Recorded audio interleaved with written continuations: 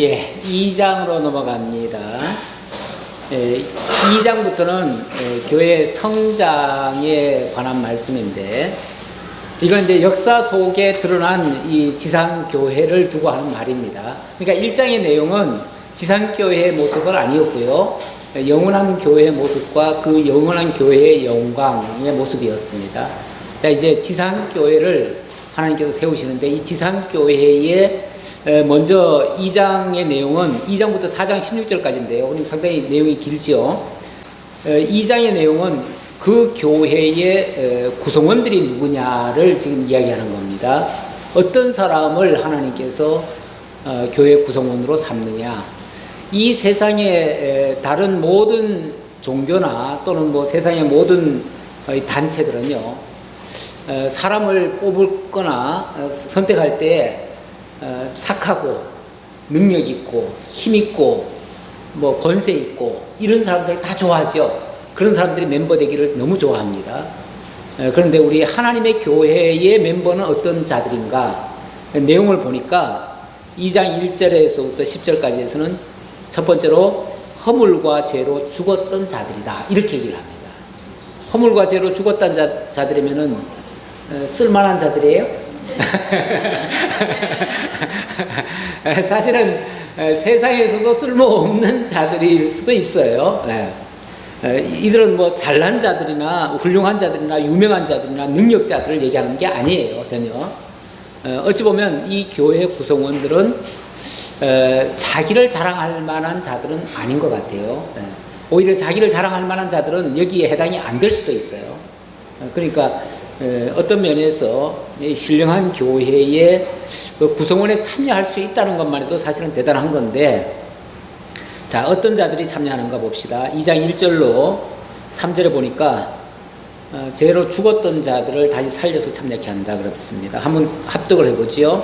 그는 허물과 죄로 죽었던 너희를 살리셨도다. 그때에 너희는 그 가운데서 행하여 이 세상 풍조를 따르고 공중의 권세 잡은 자를 따랐으니 곧 지금 불순종의 아들들 가운데 역사하는 영이라. 전에는 우리도 다 그 가운데서 우리 육체의 욕심을 따라 지내며 육체와 마음에 원하는 것을 하여 다른 이들과 같이 본질상 진노의 자녀이었더니, 자, 우리 과거를 한번 생각해 봅시다. 나는 지난날 어떤 삶을 살아왔는가?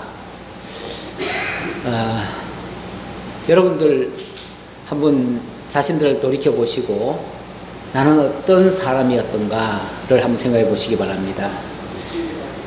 우리가 예수를 믿으라고 해보면은 사람들이 회개하고 예수 믿으라고 하면은 뭐 회개할 게 뭐 있겠냐고 이렇게 생각을 합니다. 내가 무슨 죄인이냐고, 왜 회개를 하냐고 이렇게 생각을 합니다.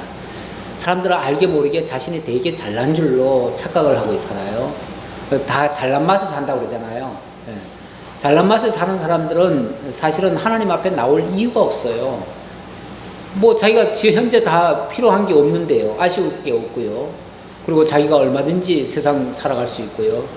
한마디로 능력 있는 자들인데, 그런 자들은 하나님 앞에 나올 수가 없습니다. 그런데 하나님 앞에 나올 수 있다는 것은 최소한도로 내가 이렇게 참 악한 자였다, 나는 이렇게 형편없는 자였다, 나는 이렇게 보잘것없는 자였다, 이런 거를 조금이라도 느끼는 자라야 자기 부족함을 좀 알고 하나님 앞에 나올 수 있다는 거예요. 근데 오늘 본문에 보니까 그는 허물과 죄로 죽었던 너희를 살리셨도다 했는데, 물론 여기 그는 예수 그리스도를 얘기하는 말이죠. 예수 그리스도가 죽었던 자들을 살려서 이 교회 멤버로 참여시켰다, 그 얘기죠. 했는데, 그때 너희는, 여기서 너희는 바로 우리들을 두고 하는 말이죠. 우리들은 그 가운데서 행하여 이 세상의 풍조를 따르고 공중의 권세 잡은 자를 따랐으니 지금 불순종의 아들들 가운데 역사하는 영이라. 이 불순종 가운데 역사하는 영은 바로 사탄입니다. 이 사탄에게 종속되어 있던 자들, 그런 자들을 우리 주님께서 불러내 가지고 하나님의 자녀로 삼아주셨다. 사단의 종로로 타고 있었으니까 악한 일만 서슴지 않았었고, 따라서 하나님 앞에 합당치 못했던 자들인데, 그래서 진노밖에 받을 수밖에 없는 자들이었는데 그런 자들을 불렀다. 왜 불렀는가? 어떻게 불렀는가? 4절부터 긍휼이 풍성하신 하나님이 우리를 사랑하신 그 큰 사랑을 인하여, 이유라면 딴 거 없어요. 긍휼이 풍성하신 하나님이 그 큰 사랑을 인하여. 긍휼이라고 하는 것도 사랑에서 나오는 일들이 긍휼이죠. 그런데 그 긍휼이 풍성하신 그 큰 사랑, 이 세상에 있는 어떤 작은 사랑이 아니라 하나님의 영원하신 그 사랑, 아가페 사랑을 두고 하는 말이에요. 그 아가페 사랑에 의해서 허물로 죽은 우리를 그리스도와 함께 살리셨고, 너희는 은혜로 구원을 받은 것이라. 허물로 죽었던 우리, 죄와 사망 가운데 허물과 죄로 죽었던 우리였습니다. 근데 이 죽었다는 이 말을 인정을 잘 안 해요, 사람들이. 그런데 죽었다는 말은 어디서부터 시작되는 말이냐면은 에덴 동산에서 하나님이 아담에게 한 말입니다. 첫사람 아담에게 선악과를 보여주시면서 네가 이걸 먹는 날에는 정녕 죽으리라 그랬어요. 근데 그거를 먹어버렸죠. 먹고 나서 아담이 추방이 됐습니다. 근데 안 죽었네 라고 생각할 수 있는데, 죽었다 살았다라고 하는 그 개념은요, 이 육체 죽음만을 얘기하는 게 아니고요, 영원한 생명이신 하나님 안에 있을 때가 살아있는 거고요, 하나님에게서부터 떨어져 나가면은 죽은 겁니다. 마치 가지가 나무에 붙어 있으면 살아있고, 나무에서 잘라지면은 죽은 상태죠. 이미 죽었지만은 그러나 푸릇푸릇하지요. 그러니까 얼른 보면은 살아있는 것 같지요. 그러나 이미 여기서는 공급을 못 받아요. 아무런 것도 공급을 못 받으니까 이미 죽은 거나 마찬가지예요. 죽었는데 다만 살아있는 것처럼 착각이 될 뿐이죠. 그래서 인간이 살아있으나 하나님을 떠난 인간, 하나님과 멀어진 인간은 살아있으나 실상은 죽은 자나 마찬가지예요. 그래서 살았으나 사실은 죽은 자다, 이렇게 얘기를 해요. 그래서 이 세상에 죽은 자들이 사실은 더 많아요. 산 자들보다 죽은 자들이 더 많아요. 죽은 자들이 저렇게 돌아다니고 있어요. 죽은 자들이 돌아다니고 있는데 사람들은 다 살아있다고 생각하는데, 하나님과 생명의 주이신 하나님과 떨어져 있으니까 그 생명이 없다, 그 말이에요. 그러니까 진짜 사는 것은 하나님의 생명이 산 거지, 하나님의 생명 아닌 거는 이미 죽은 거다. 그건 사단에게 종로로 타는 건데, 사단은 이미 영원한 멸망 아래에 있는 자잖아요. 그 멸망 아래에 있는 자가, 거기에 지금 종속되어 있는 자가 뭐 살았다고 어떻게 할 수가 있냐, 그 말이죠. 살아서 만약에 무슨 일을 했다고 하면 그가 한 일은 전부 다 죄밖에 없지요. 왜? 사단의 종로로 타는 일밖에 없으니까. 그러니까 그래서 본질상 진노의 자녀이었다. 그 사단에게 종속돼 가지고 그 사단이 시키는 일만 했으니까 결국은 영원한 생명에서는 끝났고 영원한 진노에 들어갈 자들이었다. 그런데 거기서 우리를 건져내셨다. 건져내는데 그냥은 못 건져내요. 엄청난 희생이, 대가가 지불돼야 돼요. 그 값을 지불해야 되는데 그 값을 그리스도께서 은혜로, 또 동기라고 말하면 사랑으로 말미암아 우리를 건져내셨다, 그 얘기예요. 그래서 은혜로 구원을 받은 것이라. 은혜란 말은요, 아무런 행함이 없는데 거저 공짜로 주어진 거, 그걸 은혜라고 그래요. 우리가 정말 하나님께로부터 구속받은 것은 아무런 대가 지불한 게 없어요. 그래서 전적으로 은혜였다. 또 함께 일으키사 그리스도 예수 안에서 함께 하늘에 앉히시니, 우리는 철저히 함께 그럽니다. 그리스도와 함께, 그리스도 안에서, 그리스도를 통해서, 그리스도로 말미암아. 그리스도가 아니면은 우리는 한 발짝도 하나님께로 나아갈 수가 없어요. 그런데 그 그리스도 안에서 비로소 하나님 앞에 나아갈 수가 있어요. 그러니까 사실은 엄밀하게 말하면 하나님이 우리를 보시는 게 아니고요, 그리스도를 보시는데, 그리스도 우리가 안에 있으니까 하나님이 우리까지 당신 안에 참여시키는 거예요. 그래서 그리스도로 말미암지 않고는 아무도 아버지께로 갈 자가 없어요. 그래서 유일하게 그 그리스도가 길이요 진리요 생명이 되시는 거예요, 우리에게. 그리고 그 그리스도 외에는 다른 이름을 우리에게 주신 바가 없다고 그랬습니다. 이는 그리스도 예수 안에서 우리에게 자비하심으로써 그 은혜의 지극히 풍성함을 오는 여러 세대에 나타내려 함이라. 이렇게 하시는 이유 뭐겠어요? 뭐 같아요? 나타내려고요. 누구요? 하나님의 은혜의 그 풍성함, 그거 나타내려고. 그거 나타낸다는 말이 바로 계시한다는 말이에요. 그러니까 그런 거를 알려주고 우리를 통해서 또 증거하게 하려고 이렇게 하신 것이다. 그렇게 하시는 이유와 또 하나님이 우리를 통해서 이루시고자 하는 그 기대하심이 있습니다. 뭘 하시는가? 8절입니다. 같이요. 너희는 그 은혜에 의하여 믿음으로 말미암아 구원을 받았으니 이것이 너희에게서 난 것이 아니요 하나님의 선물이라. 행위에서 난 것이 아니니 이는 누구든지 자랑하지 못하게 함이라. 우리는 그가 만드신 바라 그리스도 예수 안에서 선한 일을 위하여 지으심을 받은 자니 이 일은 하나님이 전에 예비하사 우리로 그 가운데서 행하게 하려 하심이라. 이렇게 하려고 하나님은 전에부터 예비하셨다, 예정하셨다, 뭐 작정하셨다, 이런 표현들을 많이 쓰시는데, 이 작정이라고 하는 것은 만사 만물에 대한 하나님의 계획이시고요.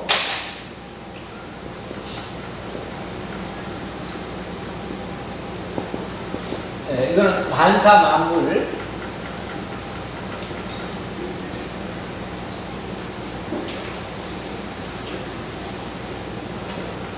예정은 인격적 존재에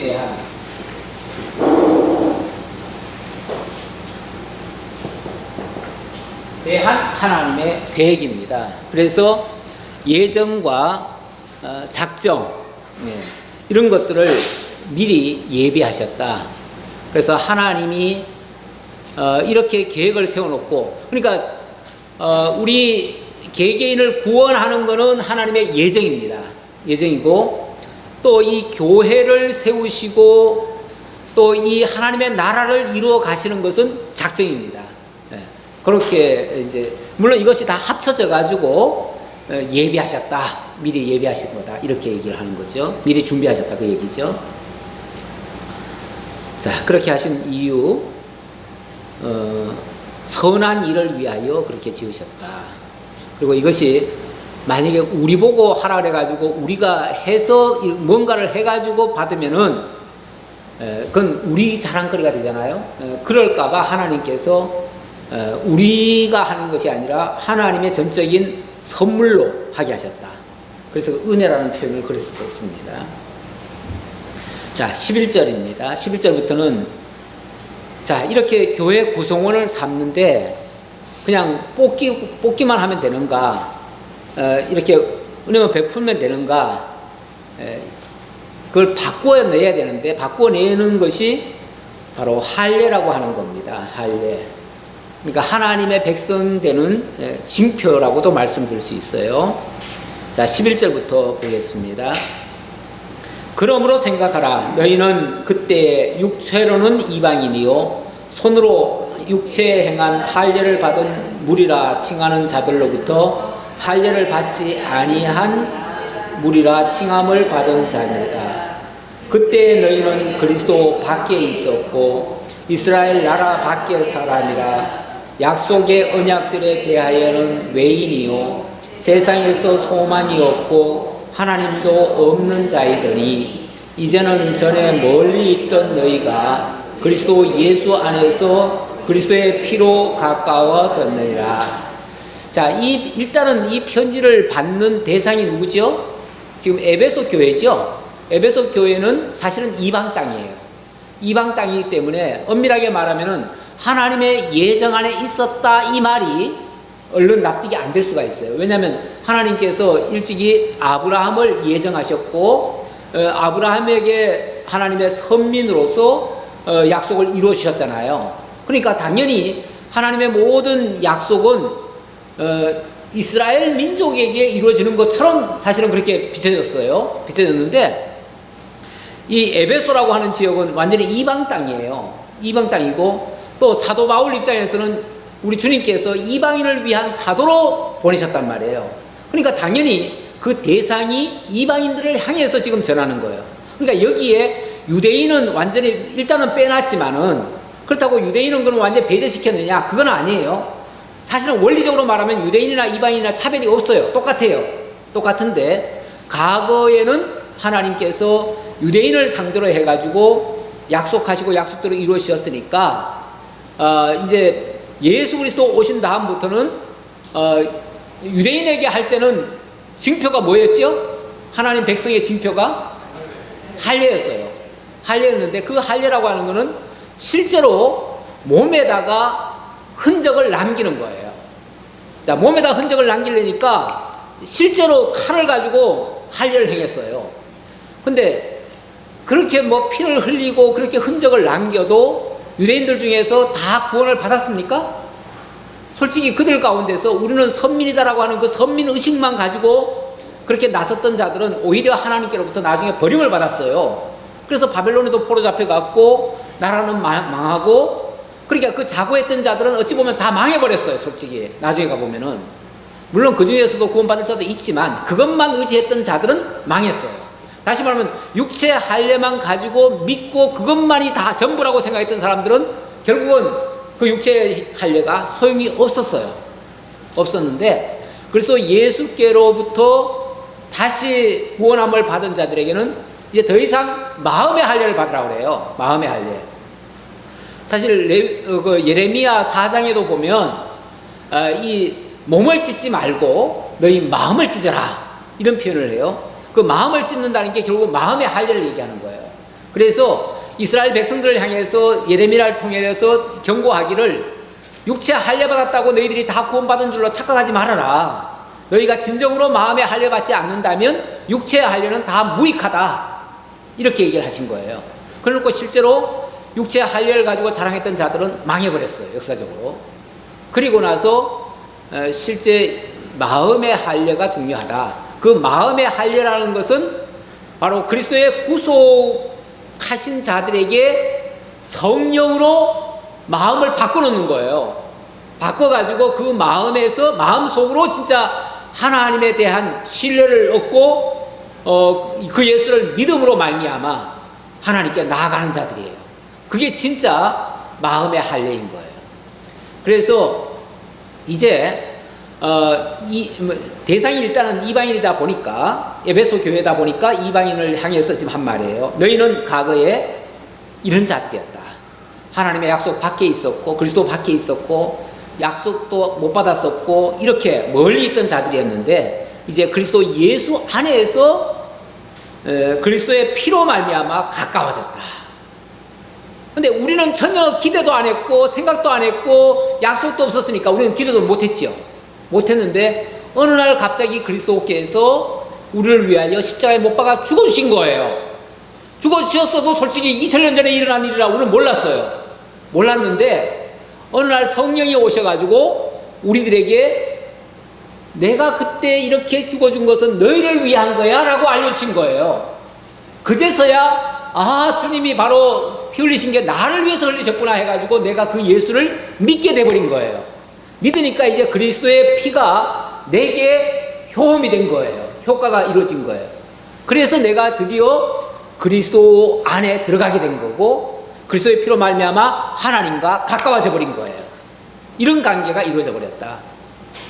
그래서 철저하게 하나님의 자녀고 하나님의 교회의 구성원은 바로 이방인 가운데서 이렇게 되어졌다. 실제 지금 가만히 보면요, 유대인들은 아직까지도 이 교회라고 하는 개념을 잘 모릅니다. 물론 유대인들 중에 보면은 시나고게라고 해가지고 회당이라는 제도가 있어요. 회당. 과거에는 이제 성전이 있었잖아요. 성전.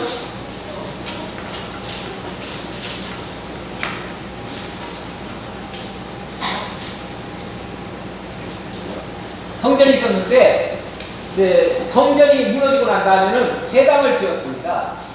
그래서 회당에서는 그냥 하나님의 뜻을 알려주는 일만 해요. 가르치는 일만 했는데 사실은 이 회당이 나중에 교회당이 된 거예요. 예, 그게 그렇게 바뀌었는데 유대인들은 이 회당에서 머무는 거예요.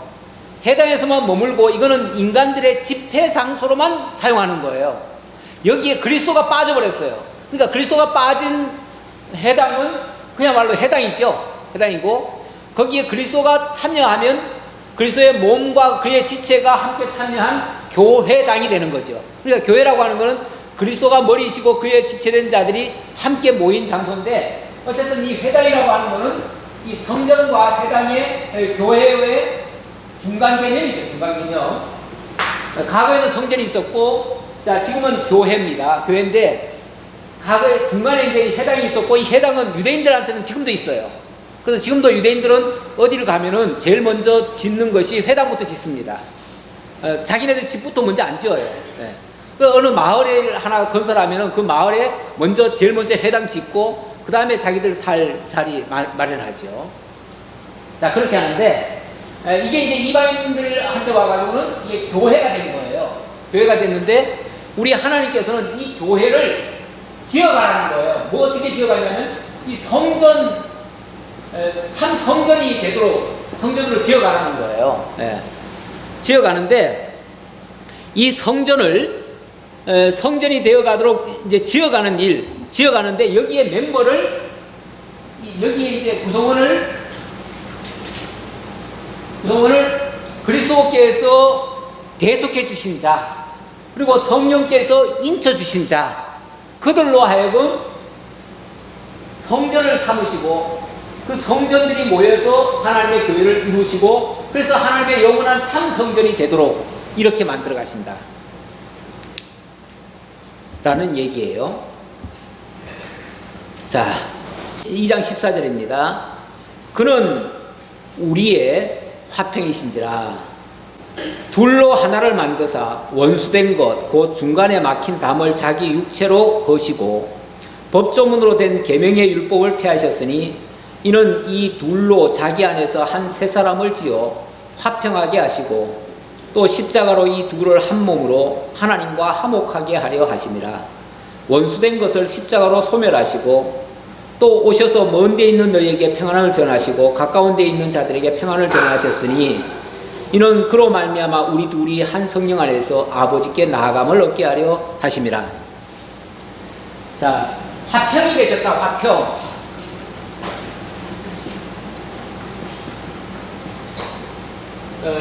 이 화평이라고 하는 것은 양쪽을 화해시키고 서로 연결해주는 역할을 하는 거죠. 사실 하나님과 우리 사이, 인간 사이죠. 인간 사이가 사실은 원수가 됐습니다. 하나님께로부터 완전히 떨어져 버렸죠. 그래서 이 중간에 죄라고 하는 이 죄의 담이 쌓여버렸어요. 하나님과 인간이 도저히 함께 할 수가 없어요. 함께 할 수가 없는데 이유는 바로 죄 때문입니다. 죄 때문인데 그리스도께서 오셔서 당신이 죽어주심으로 말미암아 이 죄의 담이 헐어졌다는 거예요. 헐어지고 나니까 죄의 담이 헐어지니까 하나님과 우리 사이가 연결이 되어졌다. 그래서 이게 이제 십자가의 모습이기도 해요. 십자가의 모습. 바로 예수 그리스도가 이렇게 하나님과 우리를 일단은 서로 화평하게 하고요. 화평하게 하고 그 다음에 인간들 중에서도 아까 유대인과 이방인 얘기했잖아요. 예. 유대인과 이방인 이들도 어찌 보면은 서로 철저히 원수예요. 희한하게 지금도 유대인과 이방인들은요 정말 원수시합니다. 그래서 서로 상종을 안 해요. 유대인들은 특히 유대인들 자기네들 사는 지역에 이방인들이 들어오지도 못하게 만들어요. 네. 이런 식으로 완전히 자기네들만 하나님의 백성이고 이들은 더러운 자들이다. 이런 식으로 해가지고 서로 미워하고 함께하지 못해요. 근데 예수 그리스도가 오셔서 하시는 일은 하나님과 우리 사이를 서로 연결시켜주는 일도 하지만 또 유대인과 이방인을 연결시켜주는 역할도 하셔요. 그래서 이 모든 것이 결국 화평케 하시는 하나님이시다. 예수 그리스도가 바로 그 화평케 하시는 하나님, 그 역할을 당신의 십자가로 죽으시면서까지 이루어 주셨다라는 그 얘기를 하는 거예요. 그래서 둘로 하나를 만들어서 원수된 것, 중간에 막힌 담을 허셨다. 그리고 그 가운데는 이제 율법이라고 하는 게 있었는데, 그 율법이라고 하는 게 어찌 보면은 이걸 더 강화시켜 놔버렸죠. 확실하게 구별을 지어 놔버렸죠. 구별을 지어 놨는데, 이게 결국은 그리스도의 복음으로 이걸 이제 깨뜨려 주신 거예요. 무너뜨려 주신 거예요. 그래서 이는 그러고 말미암아 우리 둘이 한 성령 안에서 아버지께 나아감을 얻게 하려 함이라. 그러고 예수 그리스도로 말미암아 유대인이나 이방인이나 할 것 없이, 아까 유대인들은 어찌 보면은 유대인들은 육체의 할례였죠. 육체의 할례. 이 육체의 할례라고 하는 거는 실제 육체가 할례 받으면 구원 받습니까? 구원 받는다는 것을, 우리는 구원 받은 백성이라는 것을 증표로서 보여준 거죠. 실제 육체가 할례 받았다고 해가지고 구원 받는 게 아니에요. 이건 구원 받은 자라고 하는 것을 표시한 거죠. 표시에 불과해요. 그러면 진짜 구원에 이르려면은 육체가 할례를 받을 것이 아니라 중심이 바뀌어야죠. 중심이 바뀌려면 마음의 할례가 되어야 되는데, 그래서 이방인은 마음의 할례를 받고 유대인들은 육체 할례를 받았는데, 이거는 장차 그리스도를 통해서 이루실 것을 소망한 거예요. 소망. 그리스도께서 이루실 것을 소망한 거고, 이제 이 무할례자는 이 마음으로 말미암아, 마음으로 예수를 믿음으로 말미암아, 그러니까 예수를 믿음으로 할례자가 된 거예요. 믿음으로. 그래서 지금 우리가 할례를 받았느냐 안 받았느냐, 그건 예수를 믿느냐 안 믿느냐로 설명할 수가 있습니다. 이제 와가지고 다시 할례 받아야 된다, 이거는 다시 과거로 돌아가자는 얘기밖에 안 돼요. 자, 그 다음 이 19절입니다. 그러므로 이제부터 너희는 외인도 아니요 나그네도 아니요 오직 성도들과 동일한 시민이요. 그러니까 진짜 마음의 할례를 받았다면, 그 얘기예요. 진짜 마음의 할례를 받았다면 더 이상 이방인으로 따로 떨어진 자들이 아니라 이제 그리스도 예수 안에서 이방인과 유대인과 하나가 됐다. 참 이스라엘이 됐다, 그 말이에요. 참 이스라엘이. 그래서 이제는 육체적 이스라엘이 아니라 육신적인 이스라엘만 구원받는 게 아니라 영적인 이스라엘도 다 구원을 받는 거다, 그 얘기예요. 자, 그러면서 오직 성도들과 동일한 시민이요, 성도들과 동일한 시민, 천국 시민, 하늘나라 시민, 그 말이에요. 천국 시민이 됐고, 뿐만 아니라 하나님의 권속이라, 하나님의 가족이라. 권속이란 말은 가족이란 얘기잖아요. 하나님과 한 가족, 하나님을 아버지로 같이 모시는 같은 자녀들이 됐다. 그래서 이제는 이방인과 유대인을 차별할 필요도 없고, 또 이방인과 이방인끼리도 서로 차별할 수도 없고, 이제 다 우리가 그리스도 안에서 하나님의 한 자녀가 됐다. 그래서 그리스도는, 그런 측면에서 보면은 그리스도는 우리의 맏형이 되시고 우리는 그의 차자들이 되는 거죠. 그의 형제들이 되는 거죠. 너희는 사도들과 선지자들의 터 위에 세우심을 입은 자라. 사도들과 선지자들의 터 위에 세우심을 입은 자라. 그리스도 예수께서 친히 모퉁이 돌이 되셨느니라. 자, 이 성전 건축으로 지금 얘기를 하다 보니까, 자, 교회 건축을 얘기했잖아요. 교회 건축을 얘기하려니까 건축이라고 하는 거는 뭐가 필요하죠? 일단은 터가 든든해야죠. 든든한 터가 있어야죠. 자, 터가 있어야 되고, 이 터에 또 기둥이 또 중요하잖아요. 기둥인데, 이 사각집이면은 이 사각집에 저 모퉁이에 있는 기둥, 이걸 이제 옛날에는 그 모퉁이 돌이라고도 얘기 표현을 했죠. 어딘가에 붙어야 이게 올라갈 수가 있어요. 그래서 무엇으로 연결되느냐? 바로 모퉁이 돌 되시는 그리스도와 연결되어야 되고, 또 터는 사도들과 선자들의 터 위에 이렇게 얘기를 하는데, 사도와 선지자들은 누구 때문에 사도와 선지자들이죠? 예수 그리스도를 지금 증거하는 자고 예수 그리스도를 예언한 자들이고 그렇잖아요. 그러니까 결국은 예수 그리스도의 진리의 터 위에, 그리고 예수 그리스도 그 자체가 또 터예요. 예.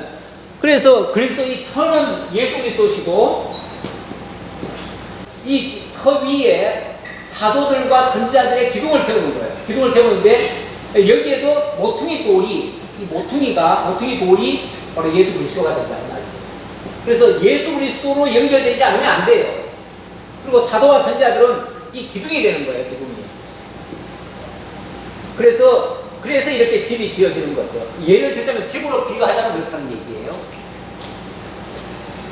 그래서 교회가 디모데전서 3장 15절 이하에 보면 이 집은 하나님의 교회요 진리의 기둥과 터이니라 이렇게 얘기를 합니다. 진리의 기둥과 터다. 다시 말하면 예수 그리스도의 진리로 구성이 된다. 이 교회라고 하는 것은. 그래서 교회는 하나님의 진리가 반드시 있어야 되고요. 복음이 있어야 돼요. 복음의 내용이 있어야 돼요. 그래서 복음이 올바로 전해지지 않는 교회는 사실은 하나님의 교회라고 말하기는 힘들어요. 그런 인간의 어떤 단체는 되겠죠. 인간 공동체는 되겠죠. 뭘 위한 공동체인지는 모르겠는데 자관 인간 공동체인 것은 맞는데 그리스도가 머리 되시고 그의 지체된 교회는 아니다 그 말이에요. 왜냐하면 그리스도의 지체가 되려면 그리스도의 진리 반석 위에 세워져야 되는데 그리스도를 떠나서는 그거는 이미 인간 공동체밖에 안 된다. 그래서 교회는 가장 중요한 것이 진리의 내용이다. 진리가 없으면 교회라고 하기 힘들다 그 얘기예요. 자, 그 다음 21절입니다. 그의 안에서 건물마다 서로 연결하여 주 안에서 성전이 되어가고, 자, 이 성전 짓기 얘기한다고 그랬잖아요. 그리스도 예수와 연결되는 자마들마다 다 쉽게 말하면 그 성전에 하나의 그 벽돌들이 되는 거예요. 벽돌들이. 다시 말하면 자, 그리스도의 터 위에 사도와 선지자들의 기둥이 세워졌어요. 그리고 여기에 이제 벽돌들이 세워질 거 아니에요? 다 이어질 거 아니에요? 이 벽돌들이 다 이제 우리가 되는 거죠. 우리들이 여기에 지금 다 연결돼가지고, 그래 결국 그리스도와 이 사도들의 터 위에 이렇게 다 연결돼가지고 이제 하나님의 집이 지어져 간다. 이건 여기에 성전은 참 성전을 얘기하는 거예요. 개개인의 성전을 얘기하는 게 아니라 영원한 성전. 그리고 그 영원한 성전이 너희도 성령 안에서 하나님이 거하실 처소가 되기 위하여 그리스도 예수 안에서 함께 지어져 가느니라. 함께.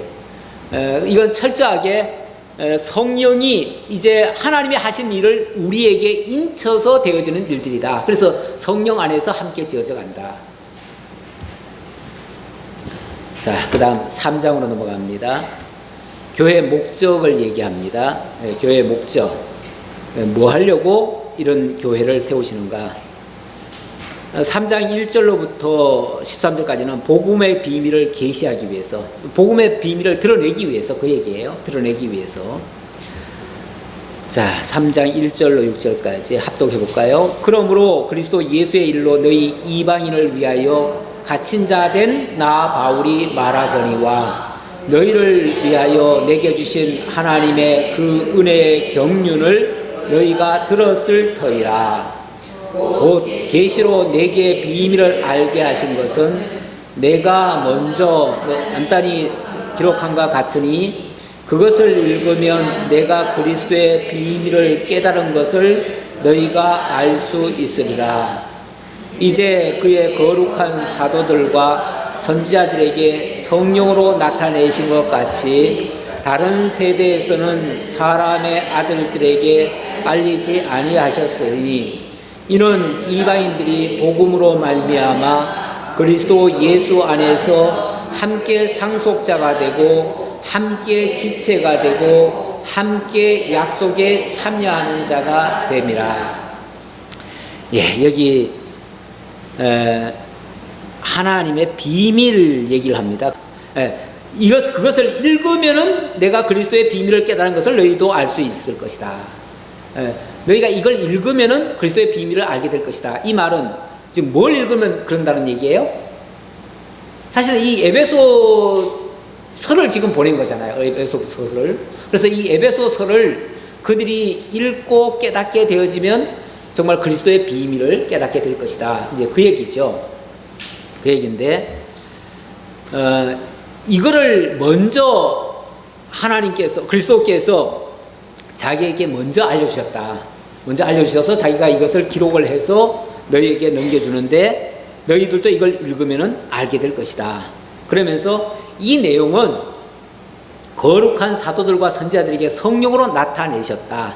성령을 통해서 알게 해주신 거다. 사도들과 선지자들에게 먼저 알게 해주셨고, 그거를 기록으로 남겨가지고, 성경의 기록을 남겨가지고 그것을 우리들에게, 이방인들에게 들려줬다. 그래서 이방인들에게는 여기 5절에 다른 세대에서는 사람의 아들들에게 알리지 아니하셨나니 이렇게 얘기하죠.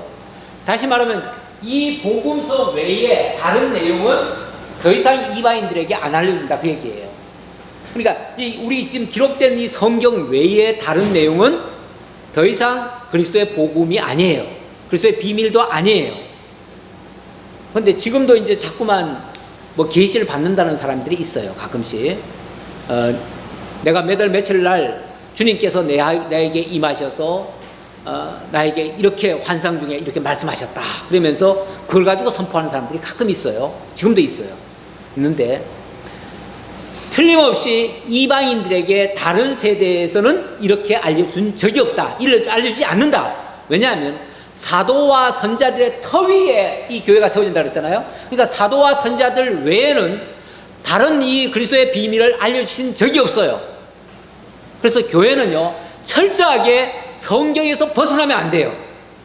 성경을 떠나면 안 돼요. 성경 떠나가지고 다른 거 자꾸 다른 외부의 다른 정보를 받아가지고 그것이 마치 하나님의 뜻인 양 증거하는 것은 다 사실은 이단들의 이야기예요. 성경은 절대로 그걸 용납하지 않습니다. 사도 바울도 지금 그걸 지금 경계하는 거예요. 왜냐하면 이 당시만 해도 수많은 사람들이 뭐 너도 나도 하나님께로부터 뭐 받았다 그러면서 전해주는 사람이 있거든요. 그래서 나중에 요한 사도도 그러잖아요. 내가 전해주는 이 복음 외에 다른 것은 일체 받지 말아라. 네. 그래서 요한이 마지막 끝에 그 얘기를 한 거는 요한이 마지막 사도이기 때문에 그래요. 순서적으로 말하면 이 바울이 마지막 사도고요. 요한은 마지막까지 끝에까지 살았던 사람이고, 네. 그런 의미에서 내가 이 계시의 어찌 보면 종결자다. 지금 그렇게 얘기하는 거죠. 네. 그리고 바울도 마찬가지로 우리 사도와 선지자들 외에 다른 계시는 없다. 그리스도의 비밀은 여기서 끝이다. 그래서 이 성경을 통해서 하나님의 뜻을 온전히 알 수가 있다. 이걸로 우리가 교회에 세워가면 된다. 그 얘기예요. 그래서 교회의 기초는 다른 게 아니에요. 그리스도의 비밀, 그리스도의 비밀이고 그것은 사도와 선지자들의 터 위에 세워가는 일이다. 자, 그 복음이 우리로 하여금 함께 예수 안에서 함께 상속자가도 되고 함께 지체도 되고 함께 약속에 참여하는 자도 된다. 그 안에서 모든 구원의 역사가 완성된다라는 얘기입니다. 자, 7절부터 또 한번 합독해 보죠. 이 복음을 위하여 그의 능력이 역사하시는 대로 내게 주신 하나님의 은혜의 선물을 따라 내가 일꾼이 되었노라. 모든 성도 중에 지극히 작은 자보다 더 작은 나에게 이 은혜를 주신 것은 측량할 수 없는 그리스도의 풍성함을 이방인에게 전하게 하시고 영원부터 만물을 창조하신 하나님 속에 감추어졌던 비밀의 경륜이 어떠한 것을 드러내게 하려 하심이라. 모든 성도 중에 지극히 작은 자보다 더 작은 나에게 이 말을 합니다. 참 우리 하나님이 뽑아도 어쩌면 이렇게 모든 성도 중에 지극히 작은 자보다 더 작은 자를 뽑았을까요? 그래서 그 화가들이 이 바울을 그릴 때 보면은요, 좀 작게도 그리고 또 못생기게도 그리고요. 그래서 바울이 그렇게 잘생긴 인물이 아닌 것 같더라고요. 물론 뭐 그 화가의 그림이 진짜인지 어쩐지 모르겠지만은 사도 바울이 자기를 물론 겸양의 표현으로 이렇게 말을 했을 수도 있지만은 하나님 앞에 서보니까, 사실 사도 바울이 못난 사람은 아니에요, 절대. 왜냐하면은 그 사람은요, 이 학문적으로 굉장히 최고 엘리트예요. 그 당시 가말리엘 문화에서 학문을 배운 사람이에요. 율법에 정통한 사람이에요. 다시 말하면 이스라엘 땅에서는 최고 학부를 나온 사람이에요.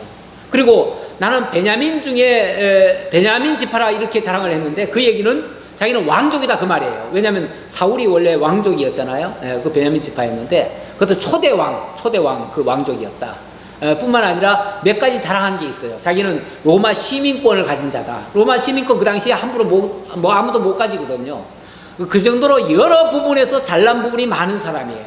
근데 예수 만나고 보니까요, 자기는 만물의 찌끼 같은 사람이에요.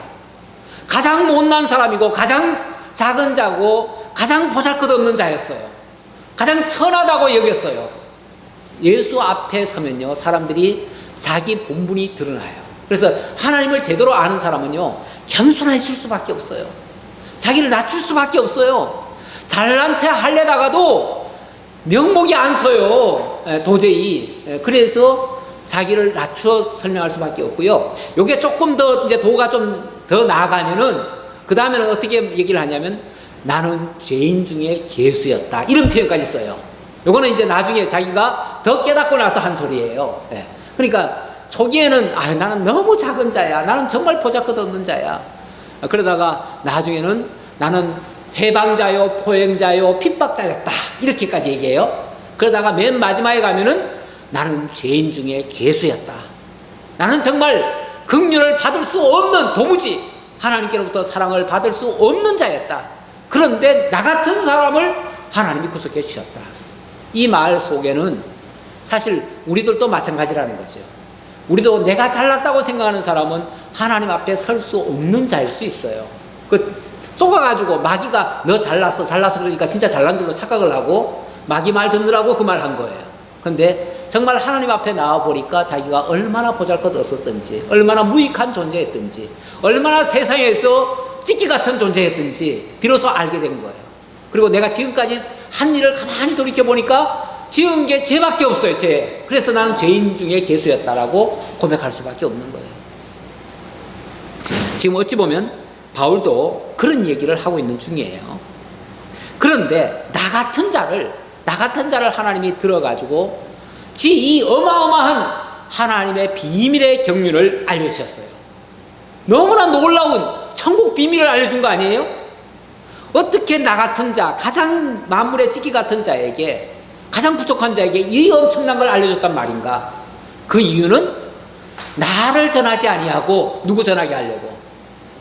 오직 그분만. 근데 이 전하는 내가 유명하고요, 내가 잘나고 내가 돋보이면은 그분이 잘 보일까요? 그분은 안 나타나요. 뭔가 피사체를 아주 뚜렷하게 선명하게 보이게 하려면 나는 가려져야 돼요. 사실은 나는 가려져야 돼요. 사도가 매우 중요하니까 사도가 안 하면 안 돼요. 해야 되지만, 그러나 그렇다고 해가지고 사도가 빛나버리면은 그리스도가 안 드러나요. 그래서 하나님은 그 사도는 연약하게 만들어 놓고 그리스도가 위대하도록 이렇게 증거를 하는 거예요. 그래서 우리 하나님이 이 세상에서도 하나님이 선택한 자들, 하나님의 자녀들을 쭉 열거해 보니까 뭐 변사도 아니고 유명한 뭐 능력자도 아니고 권세자도 아니고, 어찌 보면 가장 약한 자들을 불러다가 하나님의 자녀로 삼는다고요. 어찌 보면 우리도 그런 자들 중에 한 사람일 수 있어요. 나도 만약에요, 세상에서 아실 곳 없고요, 권력 누리고 있고요, 모든 것을 호령하고 있다면요, 어쩌면 하나님께로 안 왔을 가능성이 많아요. 물론 왔을 수도 있겠지만, 하나님이 택한 백성이 하나님의 주권이니까 그건 뭐 내가 장담은 못하겠지만, 그래가지고 와가지고 하나님의 은혜의 영광을 더럽히는 일은 좀 적을 거예요. 만약에 왔더라도 자기 잘난 맛으로 살겠죠. 그런데 내가 정말 약하고 무능하고 부족한 자인데 하나님이 나를 택해 주셨으니까 그 하나님만 막 자랑하는 거예요, 내가. 그래서 우리 하나님은 그렇게, 그래서 하나님의 비밀의 경륜을 나 같은 자를 들어서 증거를 해야 하나님이 더욱 빛나기 때문에 그렇게 하신 것이다. 자, 10절부터입니다. 복음의 비밀을 드러내신 이유인데요. 이는 이제 교회로 말미암아 하늘에 있는 통치자들과 권세들에게 하나님의 각종 지혜를 알게 하려 하심이니 곧 영원부터 우리 주 그리스도 예수 안에서 예정하신 뜻대로 하신 것이라. 우리가 그 안에서 그를 믿음으로 말미암아 담대함과 확신을 가지고 하나님께 나아감을 얻느니라. 그러므로 너희에게 구하노니 너희를 위한 나의 여러 환난에 대하여 낙심하지 말라. 이는 너희의 영광이니라. 자, 우리 하나님 이렇게 보잘것없는 자를 통해서 영원하신 그리스도의 그 영광스럽고 하나님의 영화로운 그 비밀의 계시를 알게 해주었어요. 자, 알게 해주었고 우리로 하여금은 믿음으로 말미암아 담대한 확신을 가지고 지금 나아가게 하시는데, 그러니 우리가 설령 이 땅에서 환난당하고 어려움 겪더라도 뭐 하지 말라? 낙심하지 말라. 자, 그 얘기죠. 자, 이 편지를 보낼 때에 사도 바울의 지금 형편은 어떤 상태죠? 감옥에 있을 때예요. 로마 감옥에 있을 때예요. 감옥에 있을 때고, 그래서 이걸 옥중서신이라고 그래요. 옥에 있으면서, 요 이제 에베소 다음에 보면 빌립보서인데, 빌립보서도 옥중서신인데, 옥중서신에서 계속 하는 말이 말끝마다가 뭐예요? 기뻐하라, 기뻐하라. 내가 기뻐하니 너희도 기뻐하라. 아니, 감옥 안에서 뭐 그렇게 기뻐할 게 많아가지고 감옥 안에서 기뻐하래요. 네. 뭘 생각하니까요? 영광을 생각하니까, 하나님의 은혜를 생각하니까, 하나님의 능력을 생각하니까, 그리고 자기는 비록 갇힌 몸이지만 하나님이 이 연약한 자를 통해서 이루실 역사를 생각하니까 찬양하지 않을 수가 없어요. 사실은 좀 약간 성격은 다르지만 빌립보서는 계속 기뻐하라는 소리 했지만 여기서는 정말 찬송하리로다 그랬잖아요. 찬송할 것이다. 이거 우리가 찬송하지 않을 수 없다. 왜? 하나님이 이렇게 위대한 일을 하시는데 어떻게 우리가 찬송하지 않겠느냐, 그 얘기잖아요. 자, 그러니 너희 에베소 교회 지금 틀림없이 뭐 환난 중에 있지요. 환난 중에 있더라도 낙심할 일이 아니다. 이는 너희의 큰 영광이니라. 오히려 영광이다. 지금 너희가 혹시 무슨 환난을 겪고 있느냐, 어려움 겪고 있느냐, 그게 정말 고통이 아니라 하나님의 영광을 드러내는 일들이다, 그 얘기예요. 네. 그러니까 오히려 뭐하라? 기뻐하라. 아니면 하나님 영광 찬양하라. 그 얘기죠, 어찌 보면. 자, 우리 하나님이 교회를 키워가시는데 이 어려운 가운데, 환난 가운데 맨발한 이런 자들로, 또 환경과 조건은 이런 환난과 궁핍 가운데서 연약한 자들을 통해서 자, 교회를 키워가십니다. 성장시켜 가십니다. 자, 이렇게 성장시켜 가니까 사실 이렇게 하시는 하나님의 뜻을 알지 못하면요, 우리는 현실에 대한 불만과 불평만 쏟아질 수 있어요. 뭐야, 우리 하나님 우리 사랑하신다며, 우리를 위하신다며, 그런데 우리가 이게 뭐야, 이렇게 나올 수 있잖아요. 그러니까 현실에 대한 바른 해석 못하면요, 우리는 절망으로 바뀔 수가 있어요. 그래서 하나님이 하시는 일에 대한 정확한 이해가 있어야 돼요. 바른 해석이 떨어져야 돼요. 바른 해석이 떨어져야 되니까 그렇게 하려면요, 하나님의 뜻을 알아야 돼요. 하나님이 왜 이렇게 섭리하시는지를 알아야 돼요. 그리고 하나님이 이렇게 섭리하셔서 뭘 하시려고, 어떻게 하시려고 해가시는지 하나님의 그 역사 프로그램을 좀 이해를 한다면은 우리는 되어지는 일을 가지고 아마 기쁨으로 즐겁게 받아들일 거예요. 그리고 기쁘게 참여할 거예요. 그렇게 하려면 하나님의 뜻을 알아야 돼요. 알려면 어떻게 해야 돼요? 기도해야죠. 하나님의 뜻을 아는 방법은요, 딴 거 없어요. 기도예요. 기도예요. 그래서 15절, 이러므로 내가 하늘과 땅에 있는 각 족속에게 이름을 주신 아버지 앞에 무릎을 꿇고 비노니, 당연히 기도의 대상은 누구겠어요? 하나님이시죠. 네. 하늘과 땅에 있는 각 족속에게 이름을 주신 아버지 앞에 무릎을 꿇고 빈다. 그 하나님이 이 땅에 있는, 하늘과 땅에 있는 모든 하나님의 택한 백성들에게 정말 구원을 주시기 위해서 역사를 하고 계셔요. 근데 그들에게 이 은혜를 주신 아버지 앞에, 그 이름을 주신 아버지 앞에 먼저 엎드려서 기도한다 그 말이죠. 자, 기도의 내용은 이겁니다. 16절, 그의 영광의 풍성함을 따라 그의 성령으로 말미암아 너희 속사람을 능력으로 강건하게 하시오며 믿음으로 말미암아 그리스도께서 너희 마음에 계시게 하시옵고 너희가 사랑 가운데서 뿌리가 박히고 터가 굳어져서 능히 모든 성도와 함께 지식에 넘치는 그리스도의 사랑을 알고 그 너비와 길이와 높이와 깊이가 어떠함을 깨달아 하나님의 모든 충만하신 것으로 너희에게 충만하게 하시기를 구하노라. 자, 능히 모든 성도와 함께 지식에 넘치는 그리스도의 사랑을 알고 그랬는데, 지식에 넘치는 그리스도의 사랑이란 표현은 우리가 알고 있는, 지식으로 습득할 수 있는 것보다 훨씬 더 그 이상의 하나님의 사랑이 있다 그 말이에요. 그러니까 하나님의 사랑을 우리가 사실은 지식 가지고는 다 설명이 안 돼요. 그래서 우리 찬송가에 보면 그런 게 있어요. 우리 하나님의 사랑을 만약에 글로 쓴다면은 저 하늘에 다 써도, 저 하늘을 두루마리 삼고 저 땅을 뭘 삼아가지고 다 써도 그 사랑을 다 기록할 수 없다, 이렇게 표현을 해요. 그러니까 우리가 알고 있는 지식 총동원해도 그 하나님의 사랑에 못 미친다 그 얘기예요. 그거 표현하기도 힘들다 그 얘기인데, 이거를 그러니까 그 깊이와 그 넓이와 그 높이와 그 하나님의 크신 그 경륜과 이 모든 것을 알아가는 것이, 나 이 정도면 다 알았다 이렇게 말하기가 힘들어요. 우리가 왜 흔히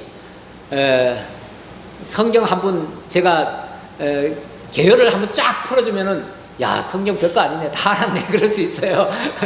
그러니까 1시간 제가 개요 한번 할 때가 있잖아요. 어쩌다가 한 번씩 하잖아요.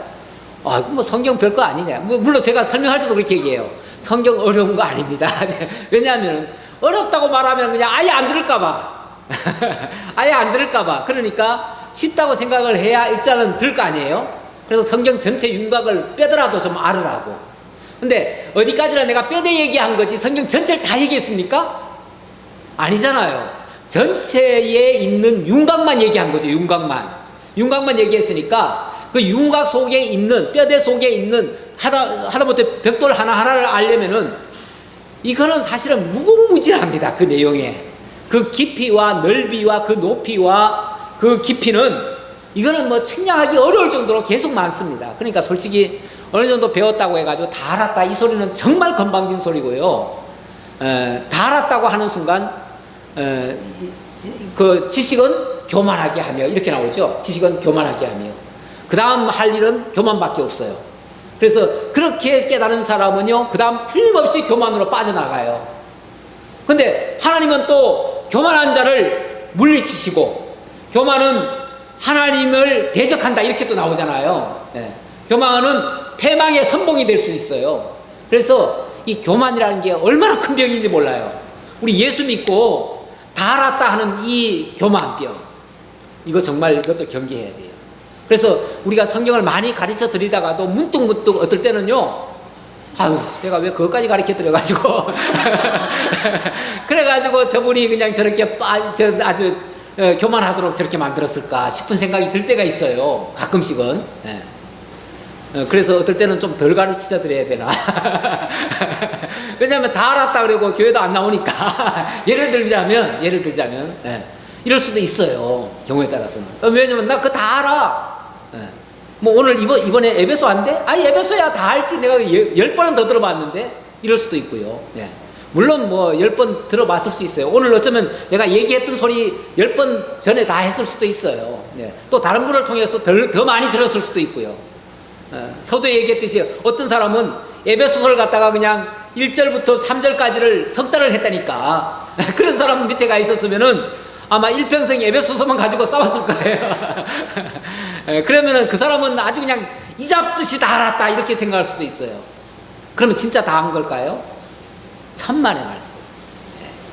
그렇게 해서 다 하는 게 아니에요. 그의 성령으로 말미암아 너희 속사람을 능력으로 강건하게 하시고, 일단 속사람으로 거듭나야 돼요. 새 사람으로 거듭나야 돼요. 일단 그게 가장 기본이고요. 그 다음에 영적으로 사실은 충만해야 돼요. 성령 충만해야 돼요. 성령이 아니고서는 우리는 아무것도 깨달을 수가 없어요. 내 지식, 이 머리라고 하는 거는요, 솔직히 잠만 들어도 몰라요. 우리 오면서 권사님이 그런 소리 하시더라고요. 오늘 아침에 오시는데, 내가 노망이 들었나. 뭘 잊어버리셨대. 인간은요, 어느 한순간 주님이 우리 머리를 싹 돌리시면은 다 잊어버려요. 지난날 모든 거 다 깡그리 다 잊어버려요. 그럼 뭐 있었어요? 뭐가 있었는데요? 지식 가지고 있던 거 뭐 어디 갔는데요? 다 없어요. 뭐만 남아요? 우리의 마음이 바뀐 거, 하나님을 향한 거, 아마 어쩌면 그것만 남을 거예요. 예. 우리의 속사람만 남은 거예요. 속사람만. 그 사람은 후패하고 썩고 낡아지면 없어져 버리고 끝나요. 죽으면 끝나요. 근데 이 속사람은, 새 사람은 거듭난 영이에요. 예, 거듭난 영으로 지으심을 받은 자예요. 일단 그걸 알아야 되고요. 그 다음에는 믿음으로 말미암아 그리스도께서 너희 마음에 계시게 하옵시고, 믿는다고 하는 것은 그리스도와 연합하는 거나 마찬가지예요. 의미가. 예. 그러니까 내가 그리스도를 믿는다는 말은 그리스도와 내가 함께 있는 거예요. 함께 있는 거예요. 그러니까 그리스도가 늘 나와 동행하는 거죠. 자, 그렇게 되어지고, 너희 사랑 가운데서 뿌리가 박히고 터가 굳어져서. 그런데 이 하나님의 모든 역사는 사랑을 통해서 내게 확증이 되어지고 증명이 되어지는 거예요. 그러니까 내가 하나님을 믿는다, 내가 하나님의 사람이다, 내가 속사람이 거듭났다, 뭘로 알아요? 그 사랑이 내게서 나올 때 그 터가 굳어지고 견고하게 세워진 거지요. 능히 성도와 함께 지식에 넘친 그리스도의 사랑을 알고, 이렇게 모든 것, 하나님에 대한 진정한 것이 깨달아지게 된다. 우리 가운데서 역사하시는 능력대로 우리가 구하거나 생각하는 모든 것에 더 넘치도록 능히 하실 이에게 교회 안에서와 그리스도 예수 안에서 영광이 되도록 무궁하기를 원하노라. 아멘. 그 가운데서, 우리 가운데서 역사하시는 능력대로 우리가 구하거나 생각하는 모든 것에 더 넘치도록 하실리. 다시 말하면 우리가 기도하는 거라고 하는 거는요, 우리 한계 속에서 기도하는 거예요. 우리 아는 선에서 기도하는 거예요. 그렇잖아요? 근데 우리 하나님은요, 우리가 아는 것 이상으로 하나님은 역사하시잖아요. 그러니까 솔직히 우리가 아무리 많은 걸 구하고 아무리 많은 것을 추구해도요, 하나님의 생각에는 못 미쳐요. 그러니까 엄밀하게 말하면 하나님 뜻대로 하옵소서 하는 것이 우리가 기도하는 것보다 10배나 더 많은 것을 구하는 내용일 수도 있어요. 그렇잖아요? 내가 구한다고 하는 건 내 주변 것만 구하잖아요. 내 주변 것. 정말 하나님이 우리를 통해서 하고자 하시는 그걸 구하는 게 아니라 내가 지금 당장 뭘 먹을까 마실까 뭘 이런 것부터 구하잖아요. 그러니까 우리가 구하는 거는 너무 좁은 시야에서 구하는 건데, 우리 하나님의 역사는요, 항상 우리 생각 이상, 우리 구함 이상으로 역사하시는 분이시라는 거, 이것만 명심하시면은, 그렇다고 기도하지 말라는 얘기는 아니고요. 기도는 하나님의 뜻을 구하는 것이고 성령을 구하는 것이고, 그분이 내게 와서 역사하시도록 구하시고, 그분이 어떤 분이신가를 구하시고, 그분이 나와 함께 하시기를 구하시고, 그래서 그의 나라가 이루어지기를 구하시고, 그렇게 해서 그 뜻에 나도 참여하기를 구하시고, 이렇게 하시면은 진정한 기도가 될 것이고, 그 기도 속에서 영원한 하나님의 영광이 나타나게 될 것이다 라고 축원하면서 아멘 했습니다. 반드시 그렇게 될 것이라고 하는 확증의 말씀이죠. 여기까지 강의하도록 하겠습니다. 자, 제가 문제만 던져놓고 여러분들이 답을 다루라고 했는데, 시켜놓으면은 또 뭐 한 사람씩 다 얘기하다 보면은 또 시간이 어떻게 갈지 몰라가지고, 제가 일단은 제가 깨달은 대로 증거를 했는데, 제가 질문을 던져놨어요. 근데 여러분들 중에서 혹시 이 물음에 답하실 수 있는 분이 계시거나, 아니면은 여러분들이 다시 또 우리가 질문하고 답변을 듣다 보면 또 질문거리가 생겨요. 그러면은 여러분들이 또 질문을 만약에 해주시면은 제가 미처 또 언급하지 못한 부분이 있을 테니까, 그런 부분을 제가 좀 잠깐 이야기를 나누는 시간을 조금만 갖도록 해보겠습니다.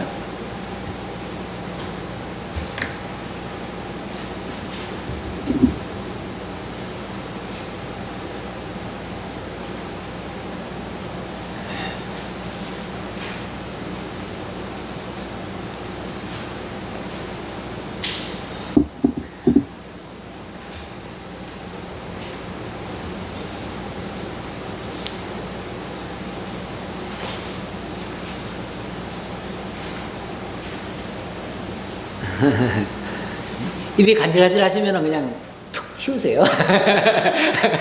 예. 성령의 인치심에 대해서 말씀하셨을 때, 예. 성령의 인치심을 저희가 믿고는 있지만 그 인치심의 과정을 저희가 깨달을 수 있는 어떤 게 뭐가 있을까? 뭐가 있을까요? 일단은 뭐 성령의 사역 자체가 우리를 거듭나게 하고 믿어지게 하고 깨닫게 하고 이런 거잖아요. 예. 이런 거니까 정말 믿어지지 않던 것이 믿어진다면 분명히 성령의 역사지요. 그리고 깨달아지지 않던 것이 깨달아지는 것도 정말 성령의 역사지요. 오늘 성령께서 내게 이렇게 역사해 주셨구나. 그게 인쳐주는 작업이죠. 뭐 인친다고 해가지고 무슨 도장이 여기 와서 딱 달라붙는 건 아니잖아요. 예. 말씀은 깨달아지는 것이 아니라 예. 그걸로 목표로 삼아야 하는 것이 성령의 인치심이 아닙니다. 예. 그래서 성령으로 말미암지 않고는 예수를 주시라 할 수 없느니라 이런 말씀도 있는데, 근데 가장 큰 확증의 표, 성령 인치심의 확증의 표는 예수가 그리스도이심이 믿어지는 역사예요. 그래서 내가 정말 예수를 그리스도라고 믿을 수 있다는 것은 내가 인침 받았다고 하는 확실한 증표예요. 그거는. 예. 그게 가장 큰 확실한 증표예요. 다른 거는 이제 좀 약간 가감이 될 수가 있지요. 예. 뭐 어제는 확실히 믿어졌는데, 또 아니면 성경 부분적으로 믿어졌는데, 이 부분은 요건 약간 의심스럽다, 요거는 좀 알 수가 없다, 이런 거는 그거 안 믿어진다고 해가지고 그게 무슨 인침이 풀린 게 아니고요. 예. 지워진 게 아니고, 그거는 계속 알아가는 중이에요. 그리고 약간 의심이 든다는 거는요, 아까 제가 뭐 질문을 하라는 표현을 했잖아요. 사실은 문제의식을 느끼지 않으면 답은 안 나와요. 근데 문제가 있다는 것은요, 항상 답은 준비되어 있어요. 인터스텔라인가? 거기에 보면은 우리에게 답은 있을 것이다. 언제나 그랬듯이. 이런 표현이 있어요, 거기에. 그 말은 어떤 어려움이 왔잖아요. 이 세상이 정말 사실은 어려움 투성입니다. 어려운 일들이 계속 발생하는데, 지금 우리나라도 사실은 어려움이 많이 발생했잖아요. 했는데 거기는 틀림없이 답이 있을 것이다. 답은 곧 찾아낼 것이다.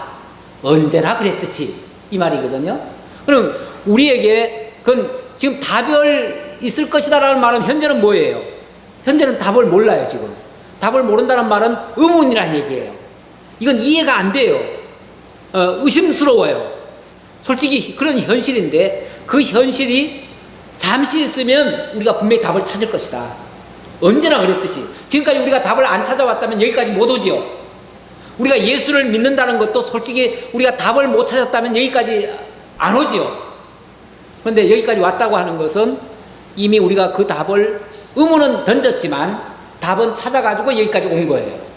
그랬으니까 앞으로도 틀림없이 우리 성령께서, 우리 인식의 과정이 그래요. 인식의 과정은 문제 던져놓고 그 문제를 풀어가는 과정으로서 결국은 하나님께로 나가게 만드는 거예요. 더 확증을 해주는 거예요. 확증을. 그래서 이 물음표가 없으면요, 사실 답 못 찾습니다. 그래서 항상 물음표를 던지라는 거죠. 그러면 답이 딱 떨어져요. 물음표가 있으면 답은 나오게 돼 있어요.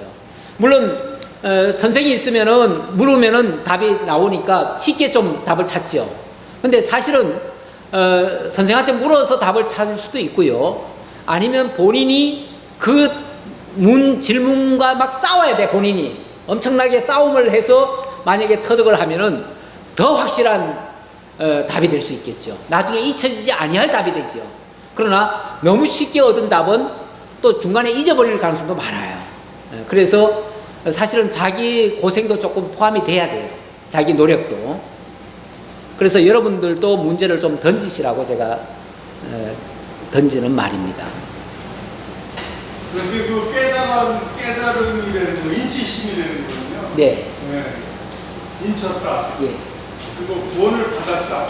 예. 이런 거는 우리가 직접 피부로 느끼지 못하고 알지 못하는 상태에서 그냥 성경 말씀만 듣고 나 인치셨나 보다, 구원 받았나 보다, 뭐 이런 식으로 얘기를 할 수가 있어요. 우리가 알 수 있거든요. 근데 이거를 이제 알려면은 참 에베소서는 이게 바울이 목사를 보면서 에베소 교회에 편지하는 형식으로 에베소 교회가 좋지만 이게 에베소 교회를 알려면 전체적인 성경 내용이 거기 다 들어있어요. 창세 전에 우리 구원을 받았다. 창세 전에 구원을 받았는데 그때 우리 이미 구원을 받았습니다. 그러나 그 구원의 과정이 있는 거 아닙니까? 그래서 그 과정을 통해서 그 내용들을 다 알아야만이 그걸 배우는 과정에 배우면은 내가 진짜 택함을 받고 내가 하나님의 그 인치심을 받았구나. 성령이 나를 인도하는구나. 내가 구속을 받았구나 하는 거를 그 성경 전체 내용을 공부하면서 깨달을 수가 있다. 이렇게 생각합니다. 예, 맞지요. 예, 맞는데. 일단 에베소의 지금 1장에서는 이 영원전, 그러니까 천지가 창조되기 전 상태에서 하나님의 예정, 하나님의 뜻이죠. 뜻이 예정과 작정으로 나타난 거죠. 작정이 나타났는데 바로 예수 그리스도 안에서 사람 가운데 역사하셨다. 자, 이런 내용이 1장의 내용입니다.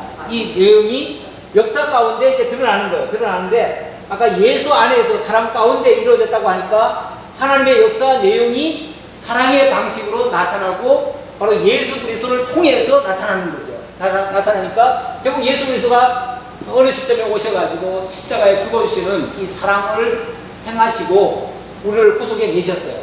그리고 그리고 이제 지상에 당신의 이 영원한 계획 속에 있었던 교회가 탄생이 되는 거죠. 그러니까 사실은 영원한 하나님의 성전이 있었는데 그 성전이 지상에 예수 그리스도로 말미암아 교회로 탄생이 된 거예요. 탄생이 돼가지고 이 교회가 역사 속에서 이제 성장을 해가는 거예요.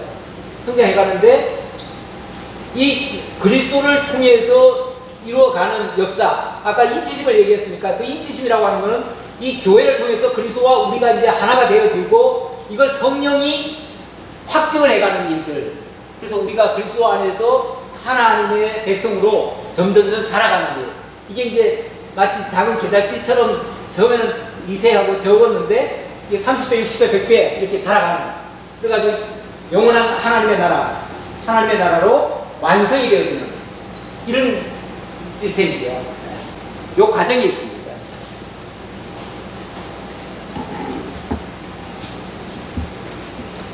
예. 거기에 대해서는요. 예. 조금 전에 말씀하신 권사님. 권사님과 그 얘기 말씀하신 게 구원을 받았다고 표현을 하면 안 되는 것 같아요. 뜻으로만 있었고 예정적으로 표현이 돼야 되지 구원을 받았다 이렇게 하면 이게 단어 선택이 잘못되지 않았나 저는 그 생각이에요. 그러니까 우리는 하나님의 뜻 가운데 있었지 우리가 실존이 있었던 건 아니잖아요. 과거에 있었던 건 아니고 우리는 이제 그리스도 안에서 이제 새롭게 이제 태어난 피조물이 되는 거지요. 육신적으로 태어났는데 죽었던 영을 하나님이 살리셔가지고 여기서부터 이제 우리가 구원받은 거지. 구원의 시점은 그렇죠. 여기죠. 예. 우리가 지금 여기니까. 예. 그러나 우리를 구원하시기로는 여기서부터 예정하셨다는 얘기죠. 예, 예정하셨고. 예정하고 뜻하고. 예. 같은 말씀이에요. 같은 말씀이고 그 같은 말씀의 표현만 조금씩 다를 뿐이지 똑같은 얘기를 지금 지금 반복을 하고 있는데 우리가 이제 이번에 사경회를 하면서 시간이 짧고요. 그리고 제가 질문만 던져놓고 여러분들이 이제 이거 열매를 따먹으셔야 된다 그랬어요.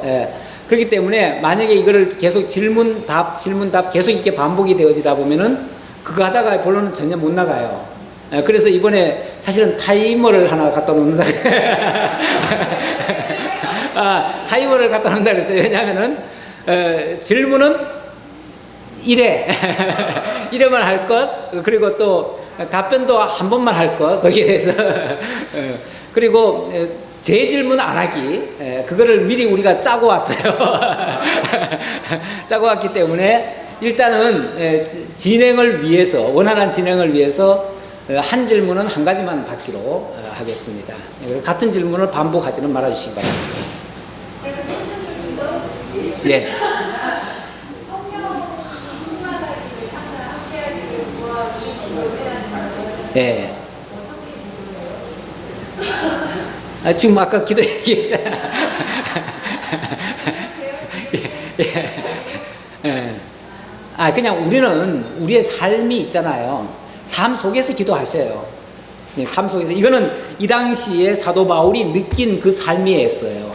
그러니까 사도 바울이 그 당시에 가장 필요하다고 느꼈던 걸 기도한 거였고, 우리는 또 우리가 가장 필요하다는 걸 느껴요. 그렇지만 하나님은 그 이상으로 역사를 하셔요. 그렇기 우리가 세상에 사니까 세상 걸 찝찝해.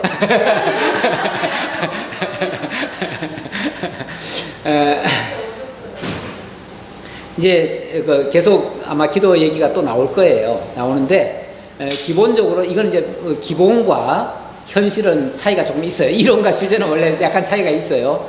있는데 나중에 가면은 결국은 이론과 실제가 일치되는 게 진리라고 그래요. 예, 진리인데 우리가 이제 진리에 접근을 자꾸 못하고 어떤 현실에 자꾸 이제 치우치는 경향은 있어요. 있는데 그 현실에만 너무 집착을 하다 보면 진리에서 자꾸 진리가 이게 다가오질 않죠. 진리로 합증이 안 되죠. 그러니까 이제 계속 그거는 무시할 수는 없고요. 현실을 우리가 현실을 사는데 현실을 무시할 수는 없어요. 현실을 구하되 그걸 생각하시면서 하시라 그 말이고, 그건 상관없어요. 그리고 성령 충만이라고 하는 거는 무슨 귀신 같은 호리호리한 영이 나한테 와가지고 뭘 나를 휘감아 싸는 게 아니고요. 진리로 충만한 상태, 그러니까 진리로 확증이 된 상태, 이런 것을 성령 충만이라고 얘기를 해요. 왜냐하면 성령 자체가 진리의 영이에요. 그러니까 우리로 하여금 하나님에 대해서 뭔가 깨달아지게 만들고 하나님의 뜻을 알게 되어지고, 그래서 하나님의 말씀대로 살아가겠다고 하는 막 그런 기쁨과 그런 충만함이, 그런 어떤 느낌이 생기면은 그 자체가 성령 충만이에요. 그러니까 성령 충만을 좀 이상하게 생각 안 했으면 좋겠어요. 근데 가끔 우리가 지금 기도 얘기를 하다 보면은 자꾸 교회에서 이제 기도하시다 하면은 자꾸 막 성령 부르짖고 갑자기 이상한 쪽으로 자꾸 갈 가능성이 많아져요. 있는데 그거는 우리가 추구하는 기도의 내용은 아니에요. 우리는 성령을 정말 인격적이신 하나님으로 인정을 합니다. 그래서 성령은 하나님의 뜻을 벗어나질 않아요. 절대. 진리를 벗어나지 않아요. 하나님의 은혜를 증거하는 일 외에 성령이 하시는 일이 없어요. 그러니까 우리는 거기에 준해서 기도를 하는 게 맞고, 그걸 깨닫는다면 성령은 우리가 충만한 상태다. 성령의 인도함을 받는 상태가 충만한 상태예요. 또 이제 4장부터 또 나오니까, 우리 4장은 어찌 보면 현실 교회예요. 우리가 지금 속해 있는 이 교회가 어떻게 세워져 가고 어떻게 성장해 가는가 얘기예요. 그런 얘기 속에서 아마 더 현실적인 얘기가 나오지 않겠는가. 우리 그제 그 읽었다고 그랬잖아요. 같이 읽고 나니까 한 분이 그런 소리예요. 여기 다 있네. 그래. 여기 다 있네. 사실 성경에 다 있어요. 예. 사실 우리가 어떻게 살아야 되는지, 아까 우리 어떻게 기도할까요? 그랬는데, 어떻게 기도할 내용까지 다 있어요. 그러니까 조금만 참으시고 마저 들으시면 아마 답이 저절로 나오지 않겠는가 생각합니다. 자, 이제 또 좀 쉬었다가, 우리 이제 잠깐 휴식도 좀 취하시고 해야 되니까, 쉬었다가 다시 오늘은 이제 그만합니다. 오늘 강의 없어요. 그러니까 푹 쉬시고 맛있게 저녁 드시고, 또 저녁에 또 토론할 기회가 또 있고요. 그리고 내일 이제 마지막 결론을 잘 맺어야 됩니다. 이 정도면은 이 정도 속도면 가능하겠죠? 우리 한번 기대하면서 내일을 또 기대하겠습니다. 기도하겠습니다. 아버지 하나님 감사합니다. 오늘 에베소서를 이번 사경을 통해서 다시 한번 상고할 수 있는 이런 기회를 허락해 주셔서 감사합니다. 아버지 하나님, 정말 진리의 성령께서 일깨워주지 않는다면 우리는 에베소에 입문도 할 수가 없습니다. 그러나 우리 주님께서 여기까지 인도해 주셔서 우리로 하여금 이 성경이 읽혀지고 또 깨달아지고 믿어지는 이러한 놀라운 역사를 하시오니 참으로 성령님의 은혜에 감사드립니다. 아버지 하나님, 우리로 하여금 이 진리를 통해서 정말 하나님과 정말 하나 되는 이러한 진리의 내용이 될 수 있도록 함께 해 주옵소서. 마칠 때까지 주님께서 동행해 주시기를 간절히 바라옵고 예수님의 이름으로 기도하옵나이다. 아멘.